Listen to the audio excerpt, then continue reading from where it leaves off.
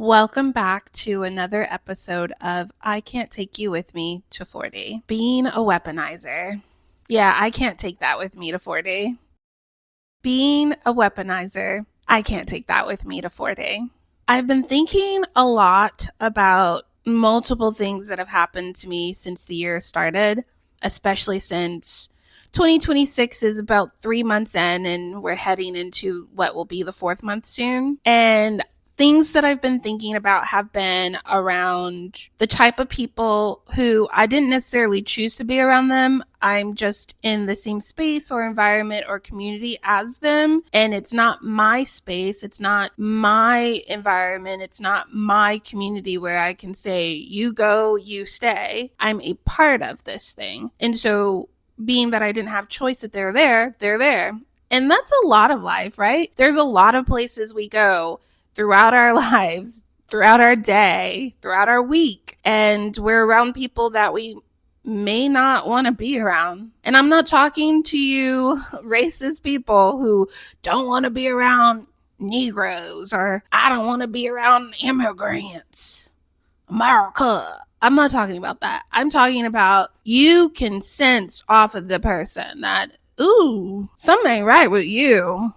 There's an energy that's coming from you and I don't want nothing to do with it. I'm talking about that shit. Or maybe at first their energy seemed indifferent and then you get to see them in action in whatever space, environment, or community you're a part of with them. And it's like, whoa, yeah, I don't want to have shit to do with that. Or my favorite, you are the direct target of their behavior or actions, and therefore you experience firsthand what they're like in these spaces, environments, or communities. And you're like, fuck, how do I get the hell out of here? And so it got me thinking about how at our big ages, adults, and me on this journey to 40, which thank you for being here on it, I don't want to look at someone and try to figure out how can I find something that I can weaponize against you. Be a weaponizer. And I don't know when it became the most prominent thing to do by anyone who has power or influence or status, or they want to be the big dog on campus, or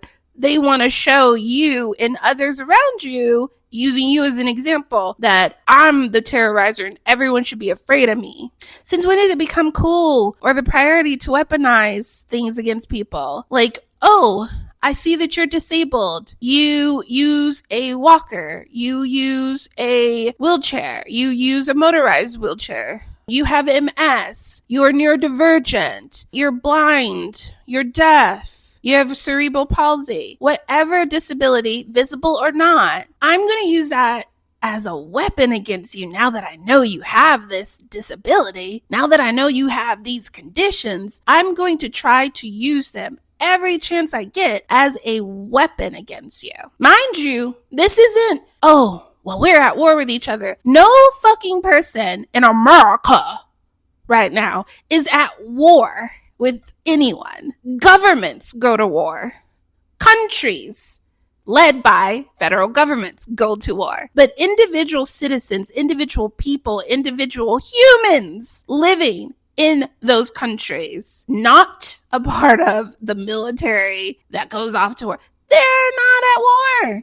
They're just trying to live their day-to-day life. And so I don't know if it's because in America, we're activated by all the shit that this orange Oompa Loompa has been doing in his second term with his regime. I don't know if you all are activated by that. And I'm talking to you, deplorable human beings. I don't know what has triggered this. I'm going to find what I can weaponize against you. But the more I see you firsthand, secondhand, third party, the less I want to be a weaponizer. I may not like someone, right? But I have never in the history of my brain existing in this head of mine, right? Thought, let me find something I can weaponize against you. You're a single mother. Let me weaponize that against you. You didn't grow up with a daddy in your home. Let me weaponize that against you. You're fat. Let me weaponize that against you. You're black. Let me weaponize that against you. You're queer. Let me weaponize that against you. You set boundaries. Well, me and my clique don't like that. So let me weaponize that against you. I feel very strongly that it's never a thought to them of, oh, you have a different lived experience from me. Thanks for reminding me that other people have a different lived experience from me. I may not like you. Hell, I may not even care too much about you. But at least I can acknowledge that your lived experience is completely different from mine. And whether I like you or not, I don't need to try to use that as a weapon against you to convince you or manipulate you into doing whatever fucked up thing I'm trying to do to you. So when I was racking my brain on this, right, I thought about where I've experienced it so far. It's been in digital communities where I am a community member of something or part of a community where we have a shared interest in something, a shared hobby, a shared passion, a shared creative outlet. It's been there. It's also been in the physical community that I live in, like where my home is and where I go for my groceries, where I go to get gas, where I go to do anything that you would normally do in your physical community, right? It also has shown up in other places like where money exchanges hands for services and goods, aka work. I thought about it. I'm like, fuck. I wish I had better environments to be a part of, better communities to be a part of, better spaces to be a part of. But right now, this is all I got. And it's not from lack of trying to be a part of better experiences, better spaces, better environments with hopefully better people. It's literally just what I got. And I imagine for some of you watching right now, it's what you got too. And I'm thinking, y'all, and I'm like, damn. I can see how easily a person can be swayed to become the thing that is oppressing them or harming them or treating them poorly, unfairly, unjustly, especially when you are constantly having to be around that fucking shit. And I can see how so many of you who are converted, for lack of a better word, into this go around weaponizing shit against people. But then I'm here like, I'm on this journey to 40. Why the fuck would I want to take those lessons and say, oh, well, this is how everybody else is doing it. Might as well do it. I'm not turning 20. I'm not turning 12. I'm turning 40. And you mean that, yes, I'm probably going to experience more spaces, more environments, more communities that have these atrocious fucking human beings in them that I'm going to find a way out of immediately or strategically or just completely be able to, I don't know, create my own when I have the resources and ability to do so. But that's going to be a constant, right? But I don't have to learn how to be a weaponizer just because other people are constantly trying to weaponize shit against me. I don't have to become a weaponizer because I see how others that I care about or who I know or who I'm friendly with or who I have a shared community with, and they're not the atrocious people in the community. They're over here getting the weaponizing attempts just like me. We don't have to apply that shit. But then I look closer, y'all, and I was like, damn, well, it ain't Gen Z weaponizing shit against me because y'all too busy in your aesthetics and look at me, whoop, whoop, whoop, I'm so important, blah, blah, blah. Okay, great. And it's not Gen Alpha trying to weaponize shit with me because I'm not around fucking kids. I don't got them. I'm not around them. And I was like, damn, well, who is making up the majority of the generation who keeps trying to weaponize shit against me? And I came up with a resounding Gen X and Boomer.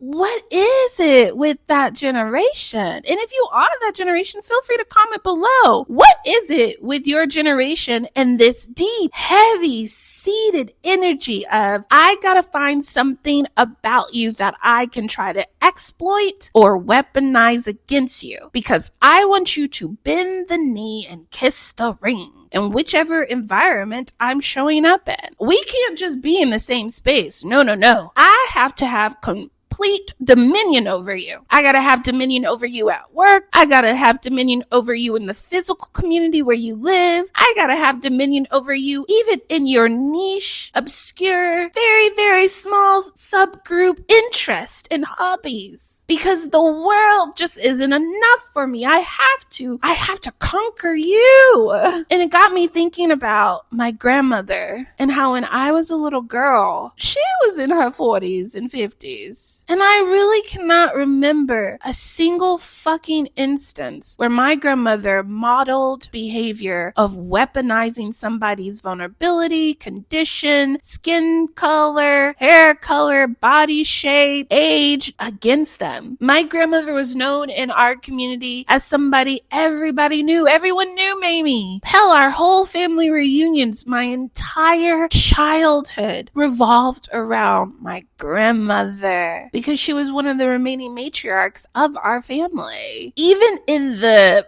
bickering and fighting and jealousy and arguments of a dysfunctional family, where you see aunts and uncles and even your parents going at it at family gatherings or at smaller family events or talking shit on the phone, and you're a kid and you're processing this information, I never fucking saw my grandmother co-sign the shit. In fact, she like massively spoke against it, and she could cuss.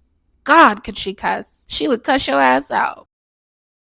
So I'm set on this journey to 40, realizing that the age group that is constantly trying to weaponize something against me happens to be Gen X and boomers. And it makes me wonder, what the fuck is wrong with you? At that age, my grandmother was full of life, and she literally seemed to glow everywhere she fucking went. She lived a life that she enjoyed. She spent time with her family in these beautifully black ass ways. How are you in 2026, a Gen Xer and a boomer who actively looks for ways to weaponize shit against people either in your generation or younger than you? How are you so fucking bitter? How are you so miserable? How are you so unhappy? And then the biggest thing that comes from that when I sit and reflect on this shit, y'all, is God damn, please, Jesus, don't let me be like that 10 years from now. Don't let me be like that 20 years from now. I pray to God I'm not gonna fucking turn out like you. So no, I don't want to take weaponizing shit against other people with me to 40. I'm not at fucking war with you. Granted, everybody has a right to self-defense. If someone's gonna come and try to cause you physical harm, financial harm, you have a right to defend yourself, protect yourself in both of those regards, or any other harm, really. So if someone was physically coming to attack me, I'm going to defend myself. That's the only time I'm thinking about what around me can I use as a weapon to defend myself. I'm not going into a workplace and saying, let me find the people who are distinctly different from me and find a way to figure out what about them I can weaponize against them so that I hold something over them, so that I can hopefully manipulate them when it comes time to me wanting to scheme and plot and lie and be a miserable fucking bitch. Let me go into my physical community where I literally live and pay motherfucking taxes and become this scourge on the community because I'm looking for ways to weaponize shit against my neighbors. HOAs. Let me go into distinct interest groups online or in person and join them because I generally have an interest in this thing and I love this thing and I do this thing, and cool, there's a few more people who do it too. Let me go in here and decide that I've got to fucking stomp all you down to small peons so I feel good, and the only way I'm going to do that is to find something I can weaponize against you.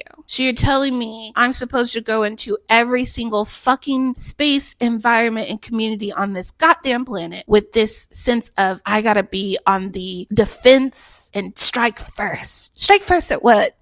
Someone fucking existing differently from you, uniquely from you? What the fuck?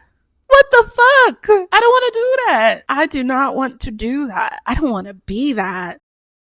And more importantly, on this journey to 40, I'm realizing, goddamn, I don't want to be around that. It's so disgusting. Every person you encounter in any of these consistent spaces, communities, or environments, you are actively looking for something you can use against them as a weapon. No. And if you feel like a hit dog right now, I really implore you to go and, I don't know, if you have the ability, seek therapy. If you are a religious person, go to a trusted religious leader. If you have loving individuals in your family or in your friend group, go to them, talk this shit out with them. Because the more you keep carrying this shit around and then finding people like me, the people who come to watch my channel and hear what my journey to 40 is like and I can't take with me, the more you find us out here, the more you keep trying to harm us. And again, Harm is not always physical. It can be financial. It can be emotional. It can be intellectual. It can be environmental. It could be medical. Harm is more than just, I'm going to punch you, stab you, shoot you, kick you. Harm is more than just that. We as humans just harp on that one because that's the most severe and the most egregious that we as a community of humans can agree on. Well, sorry. This human has decided that you trying to weaponize me being fat, black, a woman, neurodivergent, chronically ill, self-assured, actually liking myself, being multifaceted, being polarizing, having an identity beyond my work, having an identity beyond my spouse, having an identity beyond my children, setting boundaries, maintaining my boundaries, any of these things, my light, my peace of mind, any of these things you want to try to figure out a way to turn them into weapons against me. I wish you nothing. For the people out there like that, I wish you absolutely nothing. So on this journey to 40, I'm committing to myself that anytime I see someone weaponizing something against someone, I'm going to speak up. And if I'm that person, I'm going to speak up. It's scary, but it's a necessity. Because even when you're gone after using something against me, I still got to live with myself. And the one thing my ancestors and my grandmother definitely taught me is that no matter how many times a sick fuck wants to kick you and put you down, you can always get back up. And so I always want to be able to rely on the fact that when I do get back up, or when I am up and I just keep rising and keep rising and keep rising, I still like me because I'm still holding on to who I am, and I care about that. I value that. I can't take being a weaponizer with me to 40. This has been another episode of I Can't Take You With Me to 40. Bye!